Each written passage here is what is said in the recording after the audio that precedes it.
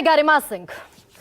अब क्योंकि चुनावी माहौल है और तकरीबन हर रोज लोकसभा चुनाव की चर्चा है कि 2024 में एनडीए वर्सेस इंडिया होने वाला है और रणभेरी बज चुकी है लोकसभा चुनाव की। हम तकरीबन दहलीज पर खड़े हैं।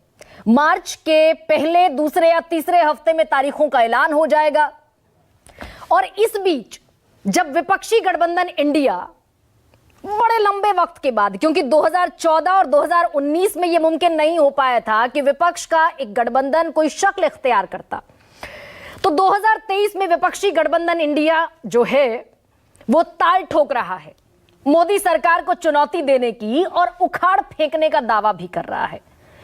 ऐसे वक्त में प्रधानमंत्री नरेंद्र मोदी का एक बयान बेहद महत्वपूर्ण हो जाता है।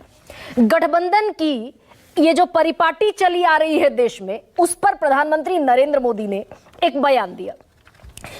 वो कह रहे हैं कि मिलीजुली सरकार से उत्पन्न अस्थिरता के कारण हमने 30 साल खो दिए। लोगों ने मिलीजुली सरकार के दौर में शासन की कमी, तुष्टीकरण की राजनीति और भ्रष्टाचार देखा।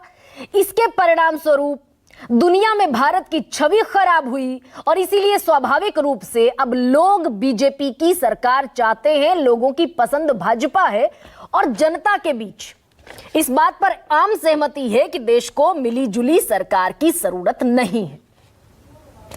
लाजमी तौर पर यह माना जाना चाहिए कि विपक्षी गठबंधन जो है इंडिया, यह उस पर तीखा प्रहार देश के प्रधानमंत्री नरेंद्र मोदी का। लेकिन जब प्रधानमंत्री कोई बात कहते हैं तो वो महज पार्टी का बयान नहीं होता। संवैधानिक पद पर बैठे हुए, सबसे बड़े संवैधानिक पद पर बैठे हुए व्यक्ति का बयान निश्चित तौर पर गंभीर बयान होता है और उसके भीतर कहीं ना कहीं कोई तर्क और तथ्य भी होता है। लेकिन इस बयान के मद्देनजर जो 3-4 चीजें समझ में आई वो ये कि उम्मीदों को झटका लगा है लोगों की गठबंधन की सरकारों में। भारत की छवि दुनिया भर में खराब हुई है। 30 साल हमने खोए हैं इन्हीं सरकारों के कार्यकाल में। ये कुछ मोटी मोटी बातें हैं। यहां से गठबंधन का वर्तमान और गठबंधन का अतीत जरा समझने की कोशिश करने की भी जरूरत है, क्योंकि अभी वर्तमान में जब प्रधानमंत्री नरेंद्र मोदी ये बात कह रहे हैं तब देश में केंद्र की जो सरकार है वो एनडीए की सरकार है, नेशनल डेमोक्रेटिक अलायंस की सरकार है। और जो घटक दल हैं एनडीए के, मसलन अपना दल उत्तर प्रदेश में, उस घटक दल की मंत्री हैं अनुप्रिया पटेल केंद्र में। बिहार में पशुपति नाथ पारस हैं, वो भी केंद्र में मंत्री हैं। तो केंद्र की जो सरकार है इस समय वो एनडीए की सरकार है। अलावा इसके कुछ और राज्यों पर भी नजर डालना लाजमी हो जाता है, जो मैं आपको बता देती हूं। इस समय महाराष्ट्र में जो सरकार चल रही है वो भी गठबंधन की सरकार है, जिसका हिस्सा है बीजेपी, शिवसेना, एनसीपी और बीजेपी। मुख्यमंत्री भी बीजेपी का नहीं है, एकनाथ शिंदे शिवसेना से ताल्लुक रखते हैं। मेघालय में एनपीपी के साथ बीजेपी सरकार चला रही है। कोनराड संगमा वहां के मुख्यमंत्री हैं, बीजेपी के नहीं है। सिक्किम में सिक्किम क्रांतिकारी मोर्चा के साथ सरकार चला रही है भारतीय जनता पार्टी और प्रेम सिंह तमांग वहां के मुख्यमंत्री हैं, सिक्किम क्रांतिकारी मोर्चा से आते हैं। नागालैंड में भी गठबंधन की सरकार है, NDPP, nationalist democratic progressive party के नेफ्यू रियो जो है वहां मुख्यमंत्री हैं। अलावा इसके जम्मू कश्मीर में भारतीय जनता पार्टी पीडीपी जैसी धुर विरोधी पार्टी के साथ गठबंधन की सरकार चला चुकी है। महाराष्ट्र में कभी बीजेपी का मुख्यमंत्री नहीं रहा। 30 दशक से शिवसेना के साथ अलायंस था, शिवसेना का मुख्यमंत्री बनता रहा और बीजेपी गठबंधन की सरकार में शामिल रही। ठीक यही बिहार में भी हुआ।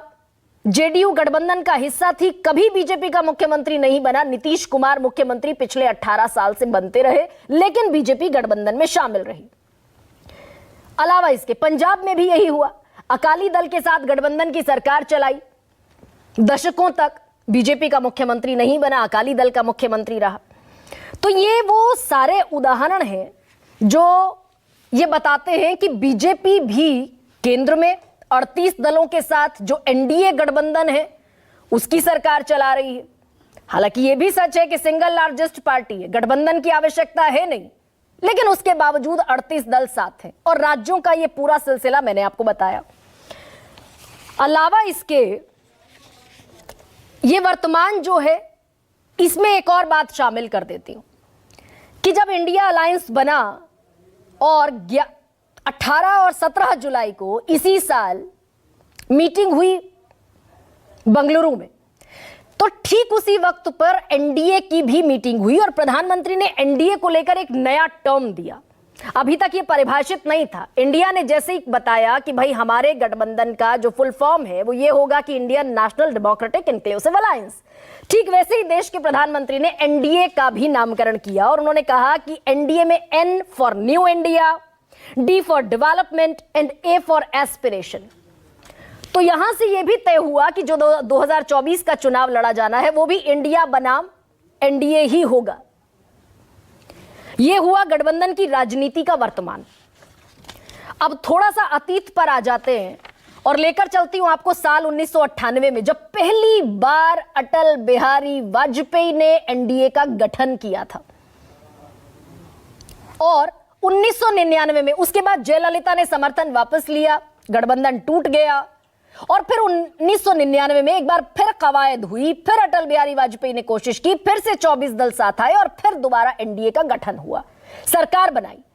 यानी कि बीजेपी को सत्ता में आने का मौका पहली बार गठबंधन सरकार के तहत मिला। 24 दल एनडीए में शामिल थे और 5 साल, यह भी देश के इतिहास में दर्ज होने वाली बात है, जो दर्ज हुई भी, कि गठबंधन की कोई एक सरकार, पहली सरकार जिसने 5 साल का कार्यकाल अपना पूरा किया।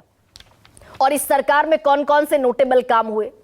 पोखरण का परमाणु परीक्षण हुआ, इसके अलावा करगिल युद्ध पर हमारी विजय सुनिश्चित हुई और कुछ और स्वर्णिम चतुर्भुज जैसे बड़े जो प्लानिंग्स थे वो भी एग्जीक्यूट हुए इसी गठबंधन की सरकार में। और 1977 याद कीजिए, जब पहली बार कांग्रेस के खिलाफ एक पूरा मोर्चा बना, इंदिरा गांधी ने 1975 में आपातकाल लगाया, इमरजेंसी की घोषणा हुई, 77 तक आपातकाल चला, 77 में जनता पार्टी नाम का यह मोर्चा बना। पहली बार कांग्रेस के विरोध में गैर कांग्रेसी सारे दल इकट्ठे हुए और इंदिरा गांधी की सरकार को उखाड़ फेंका। मोरारजी देसाई प्रधानमंत्री बने और उन्हीं की सरकार में अटल बिहारी वाजपेयी भी विदेश मंत्री बने। यूनाइटेड नेशंस में जाकर हिंदी पर अप्रतिम भाषण दिया और देश की साख और गौरव के मद्देनजर वो भाषण आज भी याद किया जाता है। हिंदी में भाषण दिया था यूनाइटेड नेशंस में, पहली मर्तबा ऐसा हुआ। लेकिन अब यहां से कुछ चीजें और भी आती हैं कि जो पूर्ण बहुमत की सरकारें हैं, इसमें कहीं कोई दो मत नहीं कि पूर्ण बहुमत की सरकारों के पास फैसले लेने का मैंडेट होता है, ताकत होती है, मनोवैज्ञानिक बढ़त होती है। हाल फिलहाल की मोदी सरकार में 2014 से 2019 तक और 19 से अभी 23 तक हम ये देख भी रहे हैं और ये बात देश के पूर्व प्रधानमंत्री मनमोहन सिंह ने भी मानी। अभी हालिया उनका बयान है, देश की इकोनॉमी पर बयान दे रहे थे कि अगर नरेंद्र मोदी की सरकार जैसा पूर्ण बहुमत हमारे पास होता तो देश की आर्थिक वृद्धि दर को हम दहाई के आंकड़ों में पहुंचा देते, जो कि उस वक्त में 8.1 तकरीबन थी। तो यानी कि पूर्ण बहुमत की सरकारें देश के विकास में ज्यादा बड़ी भूमिका निभा सकती हैं। लेकिन गठबंधन की सरकारें भी क्या इस देश की ही सच्चाई है? तो बहुत सारी चीजें शामिल हो जाती हैं। और अभी की भी बात करूं अगर, तो 2023 में भी केंद्र की सरकार में 2 चेहरे ऐसे हैं जो घटक दलों से आते हैं और जिनका समर्थन लेने की आवश्यकता इसीलिए है क्योंकि उत्तर प्रदेश में अपना दल का जनाधार है, बिहार में पशुपतिनाथ पारस का जनाधार है। तो ऐसे में हम समझने की कोशिश करेंगे कि क्या गठबंधन की सरकारें अब इतिहास होने जा रही हैं? जो प्रधानमंत्री नरेंद्र मोदी कह रहे हैं, क्या जनता उस पर भरोसा करेगी? या फिर दूसरी तरफ जो इंडिया अलायंस खड़ा हुआ है, ताल ठोक रहा है, 28 दल उधर हैं, 38 दल इधर हैं, दोनों के पास मौका है। लोकसभा चुनाव की बिसात बिछ चुकी है, जनता भरोसा किस पर करेगी, किसकी बात पर विश्वास करेगी, ये बड़ा सवाल है। ऐसे में मैं आपके सामने रख रही हूं आज का सबसे बड़ा सवाल।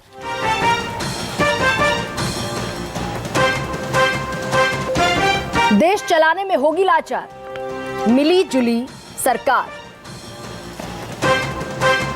और लोगों को पसंद मजबूत सरकार, इसीलिए मोदी का जलवा बरकरार।